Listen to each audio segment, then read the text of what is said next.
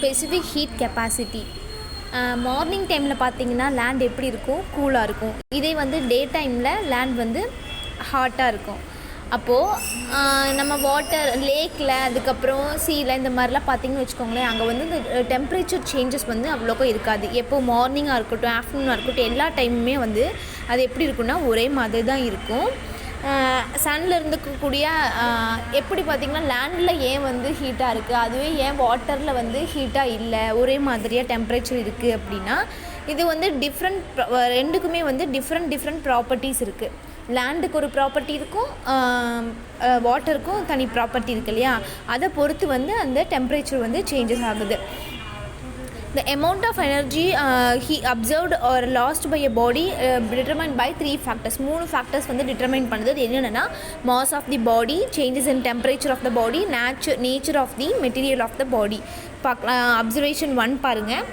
இப்போது 1 liter of water நம்ம எடுத்துக்கிறோம், அதை வந்து நம்ம ஹீட் பண்ணுறோம். அதை ஹீட் பண்ணுறதுக்கு வந்து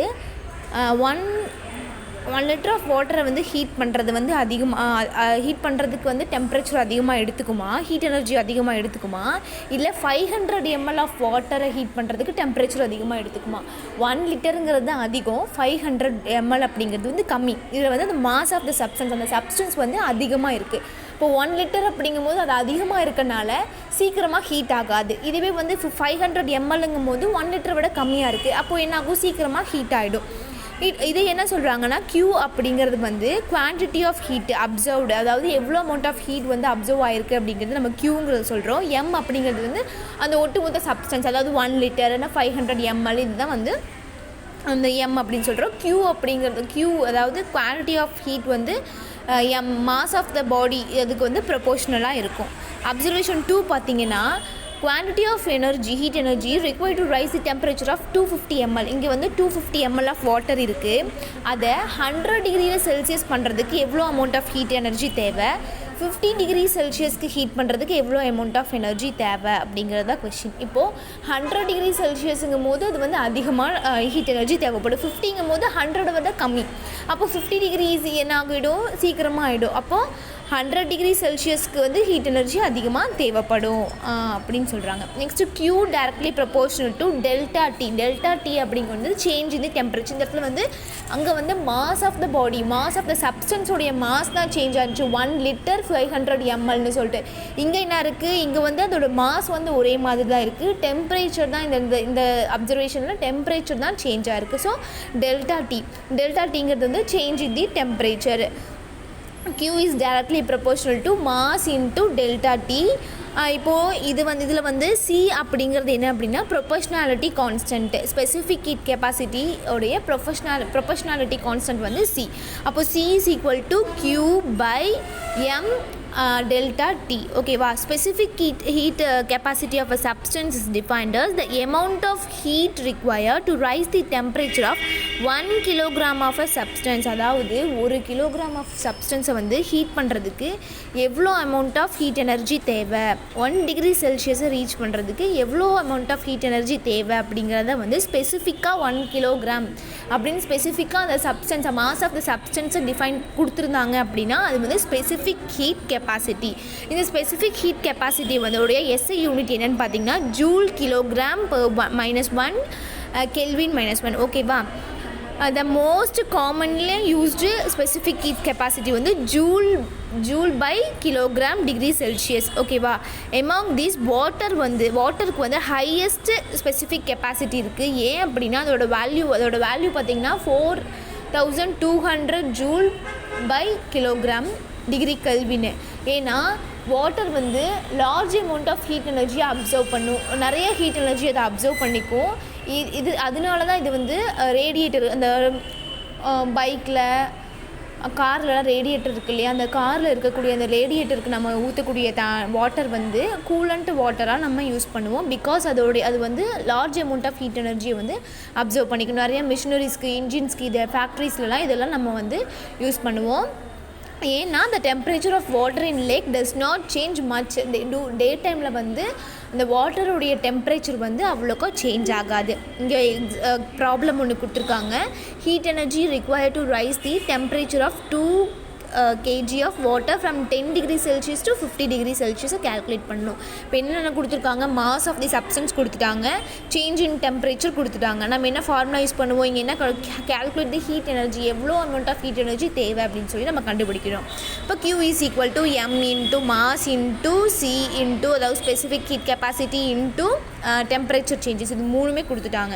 மாஸ்ங்கிறது 2 kg, அப்போ 2 இன்ட்டு சி அப்படிங்கிறது நமக்கு இது தெரியும், இங்கே கொடுத்துருக்காங்க வாட்டரோடது 4200, அதையும் போட்டுட்டோம். நெக்ஸ்ட் வந்து சேஞ்ச் இன் டெம்பரேச்சர்னால் 2 கொடுத்துருக்காங்க, அப்போ ரெண்டையுமே நம்ம மைனஸ் பண்ணுவோம். இப்போ மைனஸ் பண்ணால் 40, அது மூணையுமே வந்து மல்டிப்ளை பண்ணும்போது 3,36,000 ஜூல் வந்திருக்கு. ஓகேவா. நெக்ஸ்ட் வந்து heat capacity or thermal capacity. இப்போ நமக்கு ஸ்பெசிஃபிக் ஹீட் அப்படின்னு எனக்கு தெரியும். ஸ்பெசிஃபிக்காக ஒரு மாஸ் ஆஃப் த சப்ஸ்டன்ஸை கொடுத்து அந்த சப்ஸ்டன்ஸுக்கு எவ்வளோ அமௌண்ட் ஆஃப் ஹீட் எனர்ஜி வந்து ஒரு 1 டிகிரி செல்சியஸ் ரீச் பண்ணுறதா இருந்தால் எவ்வளோ அமௌண்ட் ஆஃப் ஹீட் எனர்ஜி தேவை அப்படின்னு சொல்லி நம்ம கண்டுபிடிக்கிறது வந்து ஸ்பெசிஃபிக் ஹீட் கெப்பாசிட்டி. இதே வந்து heat capacity or thermal capacity அப்படின்னா, heat capacity or thermal capacity is defined as the amount of heat energy required to rise the temperature of a body of 1 degree Celsius.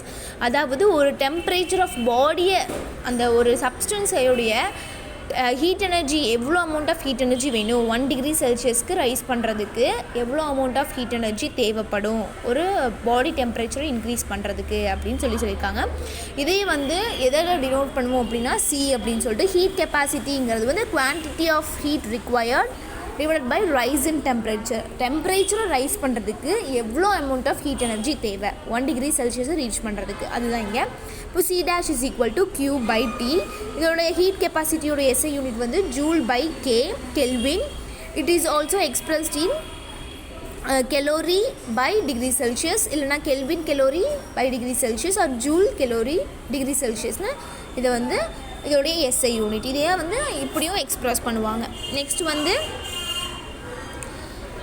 ஒரு problem கொடுத்துருக்காங்க பாருங்கள். Iron பாலில் requires 5000 joule heat energy to raise its temperature by 20 kelvin. இதோடைய heat கெப்பாசிட்டியை கண்டுபிடிக்கணும். அப்போ Q is equal to 5000 joule, temperature வந்து 20 kelvin. Heat capacity C கண்டுபிடிக்கணும். C என்ன கொடுத்துருக்காங்க, Q பை டெல்டா T அப்படிங்கிறது நம்மளுக்கே தெரியும். அப்போ 5000 பை 20ங்கும் போது 250 ஜூல் கெல்வின்ங்கிறது நமக்கு தெரிஞ்சிருச்சு. நெக்ஸ்ட் வந்து changes of state. The process of changing of substance from one physical state to another. அதாவது ஒரு சப்ஸ்டன்ஸை ஒரு ஸ்டேட்லேருந்து இன்னொரு ஸ்டேட் சேஞ்ச் பண்ணுறோம் அட் டிஃபைனட் டெம்பரேச்சர். அந்த சப்ஸ்டன்ஸோட டெம்பரேச்சரை பொறுத்து அதை ஒரு ஸ்டேட்லேருந்து இன்னொரு ஸ்டேட்டுக்கு நம்ம சேஞ்ச் பண்ணுறது என்ன அப்படின்னா அதுதான் வந்து சேஞ்சஸ் ஆஃப் ஸ்டேட்னு சொல்கிறோம். ஃபார் எக்ஸாம்பிள் பார்த்தீங்கன்னா, வாட்டர் மாலிகுல் லிக்விட் இருக்கு இல்லையா, லிக்விடோடைய வந்து எப்போவுமே நார்மல் டெம்பரேச்சர் இருக்கும். இப்போ நம்ம ஒரு வாட்டரை நம்ம ஹீட் பண்ணுறோம். ஃபார் எக்ஸாம்பிள் வாட்டர் எடுத்துக்கிறோம். வாட்டரை ஹீட் பண்ணும்போது அது 100 டிகிரி செல்சியஸ் ஆகிருக்கும், அது கேசியஸ் ஸ்டேட்டுக்கு போயிடும். அதுவே அதை வந்து அந்த ஹீட்டை வந்து நம்ம ரெடியூஸ் பண்ணும்போது அது என்ன ஆகும், அது மறுபடியும் வந்து வாட்டர் ஆகிடும், ஸ்டீமாக போயிடுது. 100 டிகிரி செல்சியஸுங்கும் போது அது ஸ்டீம் ஆகிடுது. அந்த ஹீட்டை நம்ம ரெடியூஸ் பண்ணும்போது என்ன ஆகிடும், அது மறுபடியும் அது வாட்டர் ஆகிடுது. அதே மாதிரி தான் அந்த நம்ம ஒரு ஐஸ் க்யூப் இருக்குது, அந்த ஐஸ் க்யூப்பை ஹீட் பண்ணும்போது என்ன ஆகுது, அது வந்து இதாகிடுது, வாட்டர் ஆகிடுது. மறுபடியும் அந்த ஹீட் எனர்ஜி நம்ம ரெடியூஸ் பண்ணும்போது அந்த வாட்டர் என்ன ஆகிடுது, மறுபடியும் ஃப்ரீஸ் ஆகி ஐஸ் க்யூப் ஆகிடுது. இதுதான் வந்து கான்செப்ட். இதில் சேஞ்சஸ் ஆஃப் ஸ்டேட்டில் 3 இருக்குது. என்னென்னா melting, freezing, boiling, contention, sublimation. Melting na the process in which solid is converted to liquid by absorbing heat. அதாவது சாலிட் வந்து லிக்விடாக கன்வெர்ட் ஆகுது. எப்படி ஹீட் அப்சர்வ் பண்ணுறதுனால சாலிட் ஸ்டேட்லேருந்து லிக்விட் ஸ்டேட்டுக்கு கன்வெர்ட் ஆகிடுது. அதுக்கு பேர் தான் melting. Solid changes in state to liquid is called melting point. Melting point அப்படிங்கிறது வந்து சாலிடாக இருக்குது, அதாவது ஐஸ் க்யூப் தான். ஐஸ் க்யூப் வந்து சாலிட், அதை வந்து ஹீட் பண்ணுறோம். அப்போ ஹீட் பண்ணும்போது ஹீட் அப்சர்வ் ஆகுது. ஹீட் அப்சர்வ் ஆகும்போது அது என்னவாகுது, வாட்டர் ஆகிடுது, அப்புறம் லிக்விட் ஆகிடுது. அதுதான் மெல்ட்டிங் பாயிண்ட்டு. இதை அப்படியே ரிவர்ஸ் பண்ணுறோம். ரிவர்ஸ் ஆஃப் மெல்ட்டிங் தான் வந்து ஃப்ரீசிங். லிக்விடை லிக்விட் வந்து நம்ம இந்த அப்சர்வ் பண்ண ஹீட் என்ன ஆகுது, ஹீட்டை ரெடியூஸ் பண்ணுறோம். அப்படி ரெடியூஸ் ஆகும்போது என்ன ஆகும், மறுபடியும் அந்த லிக்விட் என்ன ஆகிடும், ஐஸ் க்யூபாக சாலிடாக சேஞ்ச் ஆகிடும். அதுதான் வந்து என்னது, freezing. In case the water melting and boiling occurs at 0 degree. Melting and boiling இது ரெண்டுமே வந்து 0 டிகிரி செல்சியஸில் தான் அக்கர் ஆகும். நெக்ஸ்ட் வந்து பாய்லிங் அண்ட் கண்டென்ஷன், அதாவது liquid is converted to vapour by absorbing heat. ஒரு லிக்விட் வந்து ஹீட்டை அப்சர்வ் பண்ணிவிட்டு அது என்ன ஆகிடுது, வேப்பர் ஆகிடுது. ஹீட் ஒரு லிக்விடை நம்ம வாட்டரை ஹீட் பண்ணும்போது இது என்ன ஆகிடும், வேப்பர் ஆகிடும். அதுதான் வந்து vaporisation. The temperature at which liquid changes state to gas is called boiling point. liquid வந்து கேஸாக கன்வெர்ட் ஆகுது இல்லையா, அந்த ஸ்டேட் வந்து நம்ம பாய்லிங் பாயிண்ட்னு சொல்கிறோம். பாய்லிங் பாயிண்ட், வாட்டரோட பாய்லிங் பாயிண்ட் வந்து 100 டிகிரி செல்சியஸ். அதே the process in which vapor is converted to liquid by releasing the heat, அதாவது ஹீட்டை அப்சர்வ் பண்ணி ஒரு லிக்விட் வந்து வேப்பராக கன்வெர்ட் ஆகுது அப்படின்னா அது வந்து வேப்பரைசேஷன். அதுவே ஹீட்டை லிபரேட் பண்ணிட்டு ஹீட்டை வந்து ரெடியூஸ் ஆகி அந்த வேப்பர் வந்து மறுபடியும் லிக்விடாக மாறுது அப்படின்னா அது கண்டென்சேஷன். இதோட பாய்லிங் பாயிண்ட் ஆஃப் கண்டென்சேஷன் வந்து 100 டிகிரி செல்சியஸ். நெக்ஸ்ட் வந்து சப்ளிமேஷன் பார்த்திங்கன்னா சாலிட் டைரெக்டாக லிக்விடாக கன்வெர்ட் ஆகாமல் கேஸியஸ் ஸ்டேட்டுக்கு கன்வெர்ட் ஆகிடுது. டைரெக்டாக கேஸ் ஸ்டேட்டுக்கு கன்வெர்ட் ஆகுது அப்படின்னா அது வந்து சப்ளிமேஷன். இதுக்கு வந்து சம் சாலிட்ஸ்லாம் இருக்குது, என்னென்னா ட்ரை ஐஸு, அயோடின்னு, frozen carbon dioxide, naphthalene ball, இதெல்லாமே வந்து சாலிட் ஸ்டேட்லேருந்து டைரெக்டாக வந்து கேஸியஸ் ஸ்டேட்டுக்கு கன்வெர்ட் ஆகிடும். Next one latent heat. Latent அப்படின்னா ஹிடன்னா மறைஞ்சிருக்கிறது. So latent heat means hidden heat or hidden energy. இதை வந்து ஒரு ஆக்டிவிட்டி கொடுத்துருக்காங்க, இங்கே பாருங்கள். சில ஐஸ் க்யூப்ஸ்லாம் ஒரு பீக்கரில் போடுறோம். அந்த பீக்கரை வந்து கொஞ்சம் ஹீட் பண்ணுறோம், ஓகேவா? அப்படி ஹீட் ஆகுது. அப்போ எப்படி இருக்குது, அதோட டெம்பரேச்சர் ஹீட் ஆகிட்டு இருக்குது. அப்போ நம்ம டெம்பரேச்சர் செக் பண்ணோம், 0 டிகிரி செல்சியஸில் தான் இருக்குது, ஓகேவா? அந்த ஐஸ் வந்து கொஞ்சம் கொஞ்சமாக மெல்ட் ஆகிக்கிட்டே இருக்குது. கொஞ்சம் நேரம் கழிச்சு நம்ம டெம்பரேச்சர் செக் பண்ணுறோம், 0 டிகிரி செல்சியஸ்லேயே தான் இருக்குது. பட் அந்த ஐஸ் வந்து வாட்டராக கன்வெர்ட் ஆகிற வரைக்கும், ஃபுல்லாக அந்த ஐஸ் க்யூப் ஃபுல்லாக கரைஞ்சி வாட்டராக கன்வெர்ட் ஆகிற வரைக்கும் அதோடைய டெம்பரேச்சர் எப்படி இருக்கும் அப்படின்னா 0 டிகிரி செல்சியஸாக தான் இருக்கும். வாட்டர் மறுபடியும் வேப்பராக கன்வெர்ட் ஆகிற வரைக்கும் அதோடைய டெம்பரேச்சர் எப்படி இருக்குன்னா 100 டிகிரி செல்சியஸாக இருக்கும். ஒரு ஃபிசிக்கல் ஸ்டேட்லேருந்து இன்னொரு ஃபிசிக்கல் ஸ்டேட்டுக்கு கன்வெர்ட் ஆகிற வரைக்கும் அதோடைய டெம்பரேச்சர் எப்படி இருக்கும் அப்படின்னா ஹிடனாகவே தான் இருக்கும். இந்த ஆக்டிவிட்டியில் பார்த்தீங்கன்னா டெம்பரேச்சர் வந்து கான்ஸ்டண்ட்டாக இருக்குது 0 டிகிரி செல்சியஸில் அன்டில் என்டையர் ஐஸ் வந்து லிக்விடாக கன்வெர்ட் ஆகிற வரைக்கும். எகைன் வந்து 100 டிகிரி செல்சியஸ் ஆகிடுது வேப்பராக கன்வெர்ட் ஆகிற வரைக்கும். ஏன் அப்படின்னா ஒரு ஸ்டேட்லேருந்து இன்னொரு ஸ்டேட் கன்வெர்ட் ஆகும்போது ஹீட் என்ன பண்ணுது, ஹீட் எனர்ஜி வந்து அப்சர்வ் ஆகுது, இல்லைனா லிபரேட் ஆகுது. இதை தான் வந்து என்னென்னு சொல்கிறோன்னா லேட்டன்ட் ஹீட் அப்படின்னு சொல்கிறோம். லேட்டன்ட் ஹீட் அப்படிங்கிறது என்ன, the amount of heat energy absorbed or released by a substance during a change in its physical state without any change in temperature. அதாவது அந்த ஃபிசிக்கல் ஸ்டேட் சேஞ்ச், இப்போ ஒரு ஸ்டேட்லேருந்து இன்னொரு ஸ்டேட்டுக்கு சேஞ்ச் ஆகிற வரைக்கும் அங்கே வந்து டெம்பரேச்சர் சேஞ்சஸ் இருக்காது. இப்போது வாட்டர் வந்து சாலிட்லேருந்து லிக்விடுக்கு கன்வெர்ட் ஆகிற வரைக்கும் அதோடைய டெம்பரேச்சர் எப்படி இருக்குது, 0 டிகிரி செல்சியஸாக தான் இருக்குது. and there is no changes in the temperature. Heat energy is absorbed by solid during melting and equal amount of heat is liberated. சாலிட்லேருந்து லிக்விடுக்கு போகும்போது ஹீட் எனர்ஜி அப்சர்வ் ஆகுது, மறுபடியும் அது என்ன ஆகிடுது, ஃப்ரீஸ் ஆகும்போது லிக்விட் அது லிபரேட் பண்ணிடுது. எந்த ஒரு டெம்பரேச்சர் சேஞ்சஸுமே இல்லை. இதுதான் வந்து என்னென்னா லேட்டன்ட் ஹீட் ஆஃப் ஃபியூஷன்.